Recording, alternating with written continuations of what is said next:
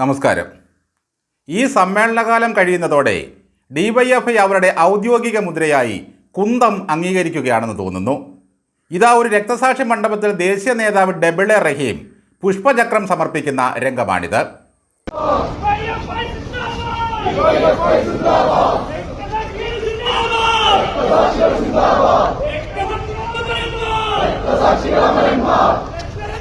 എന്തായാലും രക്തസാക്ഷികൾ അനശ്വരന്മാരാണ്.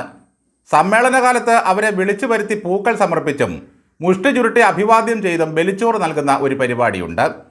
ഞങ്ങളിലുള്ളത് കണ്ണീരല്ല, വേദനയല്ല, ആവേശത്തിൻ്റെ തീയാണ് എന്നൊക്കെയാണ് ഡിവൈഎഫ്ഐ മുഴക്കുന്ന ഇപ്പോഴത്തെ മുദ്രാവാക്യം. കഴിഞ്ഞ 10 വർഷം ഈ തീയൊന്നും കണ്ടില്ല. ഇങ്ങനെ രക്തസാക്ഷികളെ കൊണ്ട് ജീവിക്കുന്ന ഒരു പ്രസ്ഥാനം ലോകത്ത് വേറെ ഏതുണ്ട്? ആദരവോടെ കാണേണ്ടവരാണ് രക്തസാക്ഷികളും അവരുടെ ഓർമ്മകളും. അങ്ങനെ ഒരു മണ്ഡപത്തിൽ പുഷ്പചക്രം സമർപ്പിക്കുമ്പോൾ കാലിൽ കിടക്കുന്ന ആ പാതകങ്ങൾ ഒന്ന് അഴിച്ചു വയ്ക്കണ്ടേ റഹീമേ?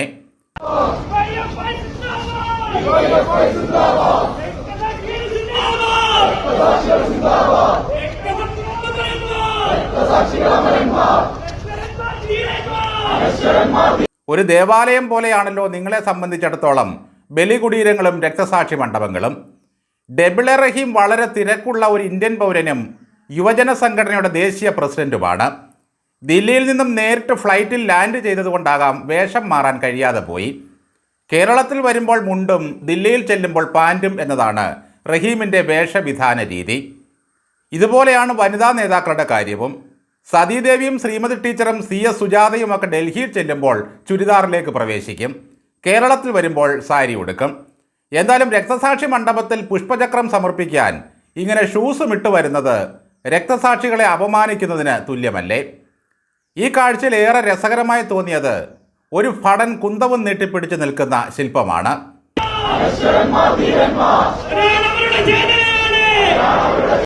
ദേശീയ നേതാവായ റഹീം മിക്കപ്പോഴും കുന്തത്തിലാണ് സഞ്ചാരം.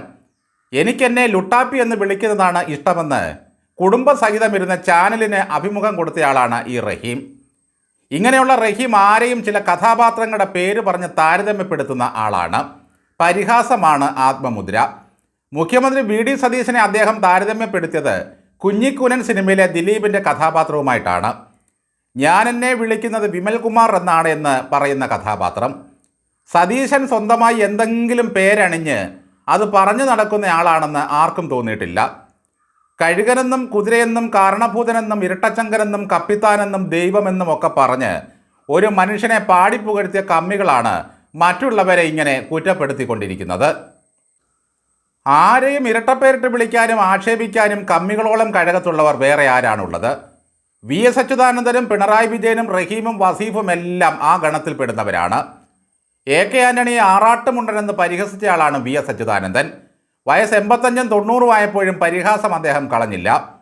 മറ്റുള്ളവരെ തെറിവിളിക്കാനും ആക്ഷേപിക്കാനും പിണറായി വിജയനോളം മികച്ച ഒരാൾ വേറെയില്ല. അദ്ദേഹം ആരെയും എന്തും വിളിക്കും. അട്ടംപരതി എന്നും 8മുക്കാൽ അട്ടിവെച്ച പോലെ ഒരാൾ എന്നുമൊക്കെ പറഞ്ഞത് നമ്മൾ കേട്ടതാണ്.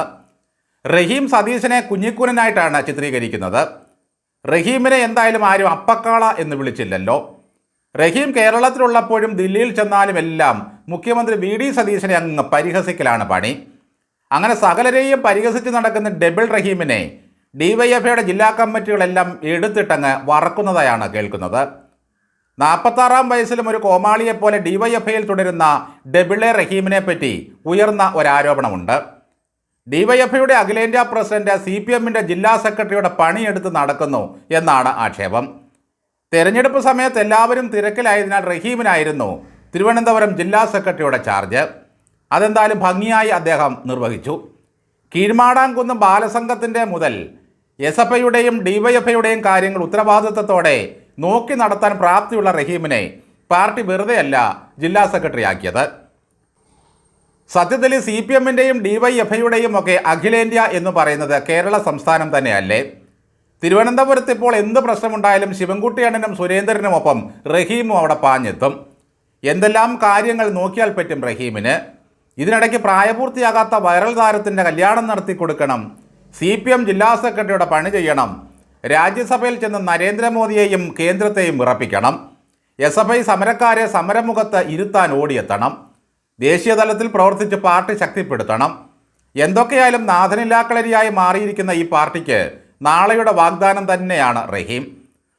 ഭാഷകൾ കൈകാര്യം ചെയ്യാനുള്ള മികവും ശാസ്ത്രസംബന്ധമായ വിഷയങ്ങളിലുള്ള പാണ്ഡിത്യവും മലയാള കവിതയിലുള്ള അവഗാഹവും സാധാരണക്കാർക്ക് മനസ്സിലാകുന്ന ഭാഷയിൽ പ്രസംഗിക്കാനുള്ള കഴിവും പ്രവർത്തകരെ ചൂണ്ടുവിരൽ നീട്ടി നിർത്താനുള്ള അസാമാന്യമായ ഇച്ഛാശക്തിയുമെല്ലാം റഹീമിനുള്ള യോഗ്യതകളാണ്. ഇരിക്കിരിക്ക് എല്ലാവരും ഇരിക്ക് എന്ന് 10 തവണ പറയുമ്പോൾ 2 പേരെങ്കിലും ഇരുന്ന് കിട്ടിയാൽ തന്നെ അത് റഹീമിൻ്റെ കഴിവാണ്. ഒന്നാമത്തെ കാര്യം, റഹീമിനെ രാഷ്ട്രീയ ശത്രുക്കൾക്ക് പോലും വലിയ ഇഷ്ടമാണെന്നുള്ളതാണ്. വളരെ ക്യൂട്ടായ മുഖഭാവമാണ്. പാർട്ടി സമരമുഖത്താണെങ്കിലും കുടുംബത്തെ പൊന്നുപോലെ നോക്കുന്ന DYFIക്കാരനാണ്. ഇംഗ്ലീഷ് ഭാഷ മെച്ചപ്പെടുത്താനായി എന്ത് കഠിന പരിശ്രമങ്ങൾക്കും മടിയില്ലാത്ത ഭാഷാസ്നേഹിയാണ്. പ്രസംഗത്തിൽ അദ്ദേഹത്തിൻ്റെ ശബ്ദത്തിനുണ്ടാകുന്ന ഒരു മോഡുലേഷൻ പ്രത്യേകം ശ്രദ്ധിക്കേണ്ടതുണ്ട്. ആദ്യ കേൾവിയിൽ സാമ്പൻ്റെ കഥാപ്രസംഗത്തിൻ്റെ ഒരു ശൈലിയുണ്ട്. റഹീം എന്തും ഉത്തരവാദിത്തത്തോടെ മാത്രമേ പറയുകയുള്ളൂ, അതും DYFIയുടെ നാമധേയത്തിൽ. അങ്ങനെ DYFI ഉത്തരവാദിത്തത്തോടെ പറഞ്ഞാണല്ലോ വടകരയിൽ ടീച്ചറമ്മയെ ഒരു പരുവത്തിലാക്കിയത്. ആദ്യമൊക്കെ VD സതീശനെ പൂക്കി സതീശൻ എന്ന് കളിയാക്കി പറഞ്ഞു നടന്ന ഡബിൾ എ റഹീം പിന്നെ മദ്യവുമായി ബന്ധപ്പെട്ട വിവാദം വന്നപ്പോൾ ബെക്കാടി സതീശൻ എന്നാക്കി. ഏറ്റവും ഒടുവിൽ അദ്ദേഹത്തെ കുഞ്ഞിക്കൂനനിലെ വിമൽകുമാറുമാക്കി. കഴിഞ്ഞ 10 വർഷം അടിമത്തം അനുഭവിച്ചതിൻ്റെ ഫലമായി ഒരൊറ്റ നേതാവിനെ സൃഷ്ടിച്ചെടുക്കാൻ ഈ പാർട്ടിക്കും അതിൻ്റെ പോഷക സംഘടനകൾക്കും കഴിഞ്ഞിട്ടില്ല. കോമഡി സിനിമ കാണുന്നതിനേക്കാൾ എത്രമാത്രം ആസ്വദിച്ചാണ് മലയാളികൾ ഇപ്പോൾ ഈ കോമ്രേഡുകളുടെ പ്രസ്താവനകൾ കേൾക്കുന്നത്. 40-45 വയസ്സായെങ്കിലും റഹീമിന് ഇപ്പോൾ കൊച്ചുകുട്ടികളുടെ മനസ്സാണ്. റഹീം നേതൃത്വത്തിൽ വന്നതോടെ DYFIക്ക് അഖിലേന്ത്യാ തലത്തിൽ ഒരു പേര് കിട്ടി, പൊതിച്ചോർ സംഘടന. പൊതിച്ചോറിൻ്റെ സപ്ലൈ അല്ലാതെ കഴിഞ്ഞ 10 വർഷമായി ഇവർക്ക് യാതൊരു കാര്യപരിപാടികളും ഉണ്ടായിരുന്നില്ല. തളിപ്പറമ്പിൽ നിന്നും ജയിച്ച TK ഗോവിന്ദൻ പറഞ്ഞത് DYFI വന്ധ്യംകരിക്കപ്പെട്ടു എന്നാണ്. പിണറായി ഭരണത്തിൻ്റെ കീഴിൽ വരിയുടയ്ക്കപ്പെട്ട ഒരു യുവജന പ്രസ്ഥാനമായി DYFI മാറി. എന്തായാലും ഭാഗ്യം ചെയ്തവനാണ് ഈ റഹീം. മേലനങ്ങാതെയും പണിയെടുക്കാതെയും ഉഡായിപ്പിലൂടെയും മനുഷ്യനെ കബളിപ്പിച്ച് വിവരക്കേട് പറഞ്ഞും അങ്ങ് രാജ്യസഭയിൽ വരെ എത്തിയല്ലോ.